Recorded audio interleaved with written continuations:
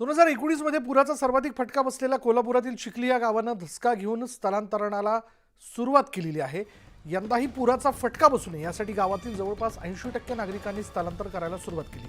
या नागरिकांना सुरक्षित ठिकाणी हलवण्यात येतं याचा आढावा घेतलाय आमचे प्रतिनिधी ज्ञानेश्वर साळोखे यांनी।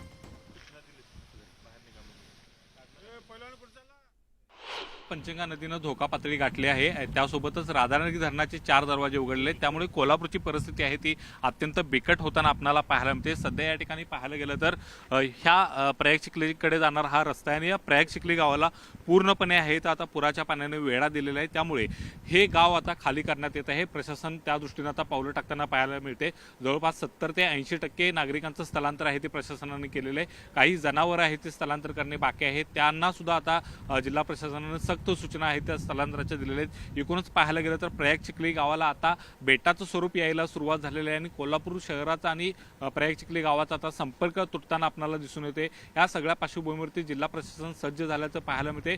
आलमटीतून विसर्ग वाढवण्याची मागणी जी आहे ती आता जिल्हा प्रशासनाकडून करण्यात येते, कारण राधानगरी धरणाचे दरवाजे उघडल्यानंतर जे पाणी येणार आहे त्यामुळे मोठ्या प्रमाणात आहे ते कोल्हापूरमध्ये पूरस्थिती उद्भवणार आहे। पाण्याचा फुगवटा मोठ्या प्रमाणात आहे तो निर्माण होणार आहे। या सगळ्या पार्श्वभूमीवरती नागरिकांचं स्थलांतराला प्राधान्य आहे ते प्रशासनाने दिलेले आहे। कोणत्याही नागरिकाला बोटीतून स्थलांतर करावं लागू नये या दृष्टीने पावलं उचलताना आता प्रशासन पाहायला मिळते आणि त्या दृष्टीने सकाळपासूनच आंबेवाडी असू दे किंवा प्रयाग चिखली असू दे या परिसरामध्ये आहे ते प्रशासनानं भेटी द्यायला सुरुवात केलेली आहे। एनडीआरएफच्या पथकानं सुद्धा एकूणच या गावाची परिस्थितीचा आहे तो इथं येऊन आढावा घेतलेला आहे।